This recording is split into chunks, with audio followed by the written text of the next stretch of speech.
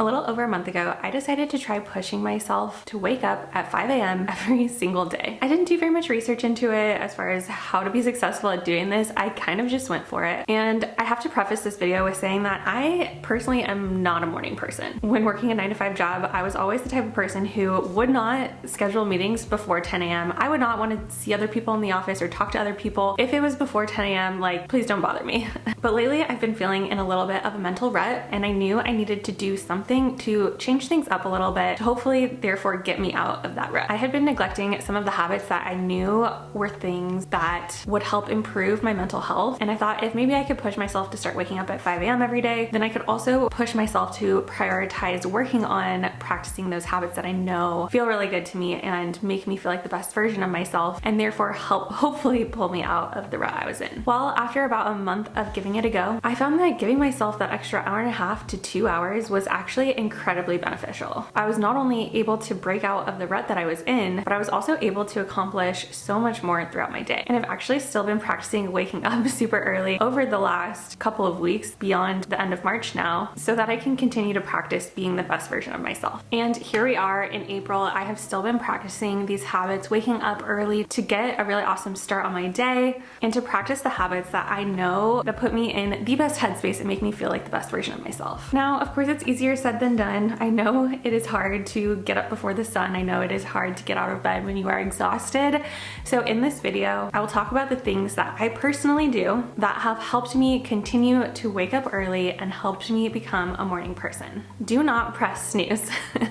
Okay, look, I know this is so tempting. The snooze button is right there. It's right next to the turn off alarm button. But if you're like me, you will press snooze and then you will keep pressing snooze for 5 minutes and then another 5 minutes and then another 5 minutes, and all of a sudden 5 has turned into 5:30 or 5:30 has turned into 6 o'clock, and now all of a sudden your entire time that you had carved out for your morning routine is gone. Plus then you're really just getting kind of poor sleep, honestly, for the last hour and a half as you're pressing snooze over and over and over again until you finally actually do get out of bed. If you're gonna do that, you might as well just sleep until, 6:30 or 7 or whatever time you normally wake up and just get higher quality sleep. So with that, one of my absolute best and most important pieces of advice is to just get out of bed the second your alarm goes off. And there's actually some science to it. Waking up at the same time every single day actually helps regulate your body's internal clock, also known as your circadian rhythm. So your circadian rhythm is actually essentially the cycle that your body goes through every 24 hours. And a lot of the things that impact it are things like light, darkness, physical activity, and things like that. So by being consistent with your sleep schedule and waking up at the same exact time every single day, it will actually improve your circadian rhythm, make it easier to wake up at that time every single day, and it'll also over time make it a lot easier to fall asleep at night too. Plus, if you just wake up right at that first alarm, you'll feel a little bit more alert and feel awake sooner than if you repeatedly hit snooze and drift in and out of that kind of low-level sleep. So this will lead into a smoother transition into your day, which will give you some improved mental clarity and ultimately help you be more productive and be more of a morning person. The next thing that I have to do in order to continue to wake up early and be a morning person is to move my body. So basically this means don't just like wake up, okay, I'm awake, now I'm gonna like scroll through TikTok or something like that in bed for the next 30 minutes, or now I'm gonna even like read in bed for the next 30 minutes. I think it's so important to physically get active first thing in the morning. But there's actually a lot of science behind why moving your body and getting a little bit of physical activity first thing in the morning is incredibly beneficial to your health. So here's a few reasons why I personally like to do this first thing in the morning. Even if it's just a few minutes of,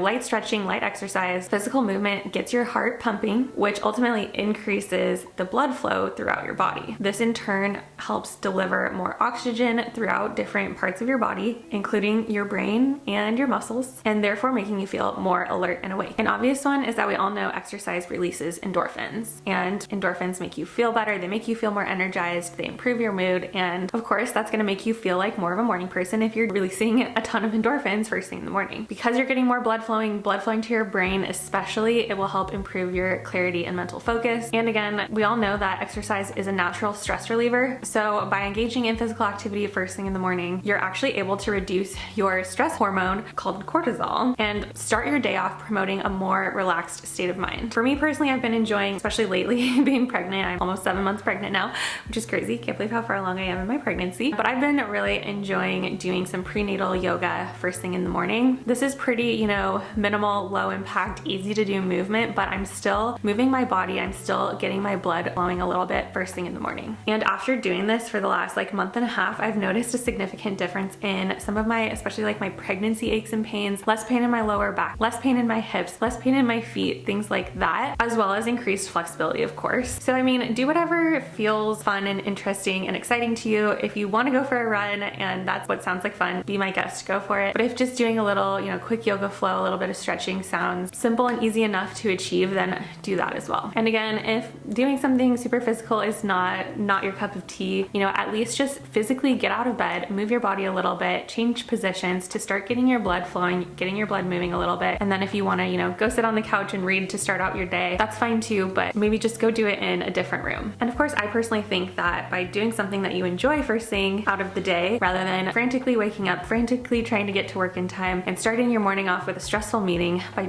waking up and having something to look forward to that you enjoy doing is going to make it a lot easier to get out of bed. So speaking of that, it is super beneficial if you have a plan when you wake up. When you have a plan for your mornings, you know exactly what needs to be done immediately upon waking. This clarity will help you eliminate some decision-making fatigue, like should I make the bed first, or should I go wash my face first, or should I go shower first, or should I go walk the dog first? If you kind of have a routine and a plan set in place, then it will take the guesswork out of not really knowing what to do right when you wake up. A morning routine can really help provide structure and order to your day from the second you wake up. This in turn can make you feel more organized, more structured, more in control of your day. And for me at least, it really positively impacts my productivity and my mood. And knowing what tasks are waiting for you first thing in the morning, again, especially if it's something that you like to do, it's something you enjoy doing, whether it be cooking or reading or writing or getting outside or whatever, that can really help motivate you to get out of bed. So for my kind of morning plan lately, and again, I have showed you guys my exact morning routine in the past, but a lot of times lately it's looked like maybe spending about 15 to 20 minutes doing a little prenatal yoga flow. Then I like to sit down and do a little journaling and reflecting and kind of let go of the things that maybe have been stressing me out, have been worrying me, that type of thing. I typically spend another about 15 or 20 minutes doing that. Then I like to just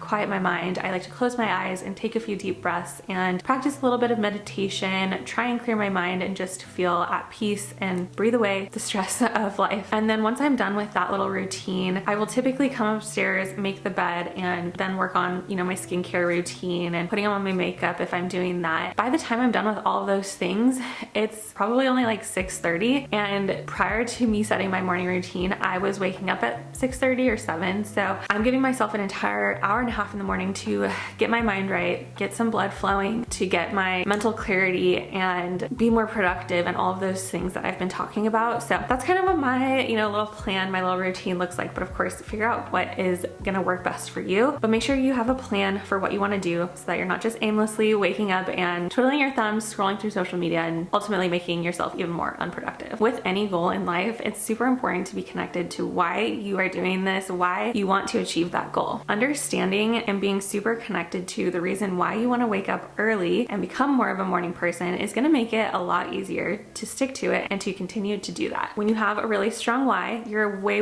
more likely to stay committed to your goal, especially when things get tough, because they will. The first couple of days waking up at 5 a.m., it was pretty easy. By like day 3, 4, 5, I was pretty tired. When I started the second week of doing it, I was like, ugh, I don't want to keep doing this. But by about like week 3 or week 4, it got pretty easy. It started to become again part of my rhythm, part of my routine, and it just was something that I was almost looking forward to because I knew I had that solid hour and a half of me time in the morning where I just got to do my stretching and my journaling and be working on improving myself and showing up for myself and being the best version of myself. Make sure you're really connected to why you want to do this. Again, with any goal in life, this is so important because there will be times when it gets hard, when you don't want to get out of bed. Maybe you are extra tired for some reason. Maybe you went to bed a little too late last night and you're like, maybe I can just sleep in for an extra 30 minutes today. Those times are going to come up, and if you really want to be a morning person and wake up early, then you really have to be connected to why you want to achieve this. Maybe even write it down. Is it so that you can accomplish more chores throughout the day that you just don't have time to get to? Is it to prove to yourself that you're capable of overcoming challenging things? Is it to have an hour of quiet time to yourself before the kids wake up or before you have to go to your stressful job? job, or maybe you're like me and you just need to change something up to get out of a rut. So be super connected to why you want to do this. Again, maybe write it down if you are scared you might forget it, and then stick to it. Next, you are going to need to go to bed a little bit earlier. Now, if you want to be both a night owl and a morning person, that might be a little bit tough. And honestly, there's some people out there that don't need, 7-8 hours of sleep at night. I'm not one of those people. I need my 7-8 hours of sleep to be a functioning and contributing member of society. So I need my sleep. And that means if I want to wake up at 5 a.m., I need to be in bed by like 8:30 or 9 so that I can be asleep, like literally lights out by 9:30, 10, so that I can wake up by 5. Prior to doing this, I was going to bed closer to, 10, 10:30, 11. And then it's just not realistic for me to try and get out of bed at 5 a.m. because I am just so freaking tired. So I think that this is absolutely critical that you kind of develop, a bedtime routine. You are able to wind down so that you can get good, high quality sleep. One of the reasons that I personally love having a nice little wind down evening routine is because it really signals to my brain that we are done being stimulated for the day. We're done brainstorming about content ideas or social media or whatever. We are done worrying about the stressors of the day. Instead, we are winding down and we are turning our brains off and we are fully in like relaxation mode. And then this ultimately, helps me fall asleep faster and hopefully also get better sleep too. So of course your wind down bedtime routine can look like anything you want. Really, it's up to you. It's what is going to help you unwind, help you relax, help you turn your brain off. But a few things that I personally really like to do for mine. A lot of times I like to start off with an evening shower. Even if I'm not washing my hair, I will do a little bit of a rinse off just to kind of get,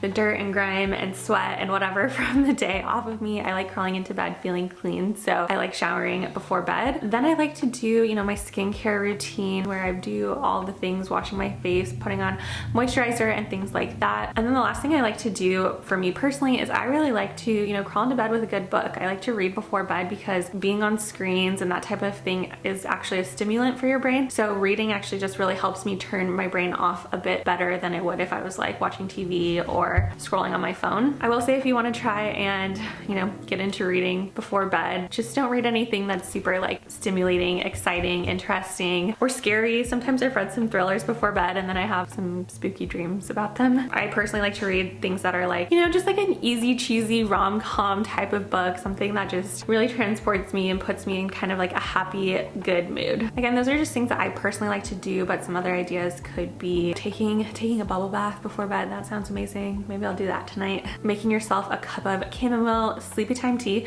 Chris and I used to do this pretty much every night as well, but I just haven't been drinking as much tea because I'm pregnant. It could be journaling to kind of clear your mind from all of the chaos that went on throughout your day, or maybe it's just spending 5 minutes practicing meditating. And again, the one thing I just don't really recommend doing is using screens right before bed. Screens, again, are a stimulant for your brain. They make your brain work faster and make you think a lot more than you might actually realize. So it can actually be harder to fall asleep and get better quality sleep if you're using a lot of screens before bed. So I try to turn off all the screens at least 30 minutes before I try to go to sleep, read for at least 30 minutes. And that's kind of what my little wind down bedtime routine looks like. And my final tip for you guys is to just make it a habit, make it just part of your routine, make it automatic. If it's something you really want, you shouldn't have to talk yourself into it. Just make the decision to get out of bed and do not negotiate with yourself. If you've decided that this is what you want to be a 5 a.m. girly, you want to get out of bed and be the best version of you, when your alarm clock goes off, remind yourself that you made the decision to do this and show up for yourself. I like to think about it as like meeting up with a friend or something like that. Like if you had plans to meet up with a friend for coffee at 6 a.m., you're going to show up and you're going to meet her because